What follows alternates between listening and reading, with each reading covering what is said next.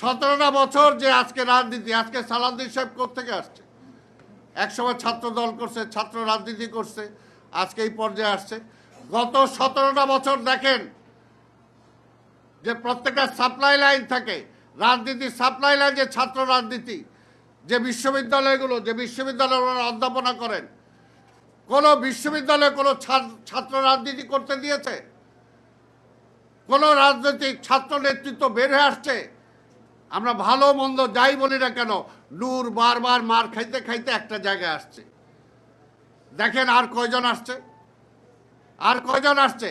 নাজিমুদ্দিন আলম 90-এর সেই প্রোডাক্ট, আজকে আমান সহ আজকে যে কয়জন ছিল, তারপরে পরে কোথায়? কাজে সাপ্লাই লাইনটা বন্ধ করে দিছে। কারা বন্ধ করছে? যাতে রাজনীতিবিদ যাতে ম্যাচুর না হইতে পারে, রাজনীতিতে যাতে ভালোটা না আসতে পারে। কারণ আমরা তো দেখছি আজকে যে ছাত্ররা আজকে রাজনীতিটাকে তারা পরিষ্কার করতে চাচ্ছে। 2 দিন আগে তারা বলছে উই হেট পলিটিক্স। কি বলছে কিনা? 2 দিন আগে বলছে উই হেট পলিটিক্স, এখনো বলে। তাদেরকে ঠিক করতে হবে আগে তারা কি চায়। কাজে বললে হবে না। আর পাশাপাশি বললে সবাই রেখে আগে সব কেউ কিছুই করে নাই, কিছুই করে নাই। আর যারা 17 বছর 30 বছর 40 বছর ধরে গণতন্ত্রের জন্য লড়াই করছে, সংগ্রাম করছে, কারো কিছুই হয় নাই। তারা সব পরিষ্কার, সব ভালো কিছু করে দিবে। করে দেওয়া তো সহজ না। যদি 5ই আগস্ট এই ফ্যাসিবাদের পতন না হয়তো, ক্রেডিট আমরা দেই, সবাইকে দেই, কিন্তু ইন্ডিভিজুয়াল কেউ নিতে চায় না।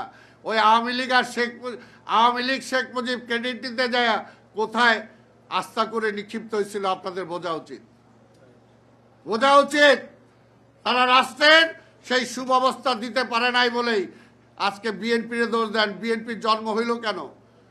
যেহেতু রাজনীতি তারা ব্যর্থ হয়েছিল, সেই কারণে তো বিএনপির জন্ম হয়েছিল, শহীদ জিয়ার জন্ম হয়েছিল। দেশটাকে যদি আমরা রক্ষা করতে চাই, পরিষ্কার দেশ সংকটের মধ্যে আছে, সংকট থেকে এখনো বের করতে পারি নাই আমরা।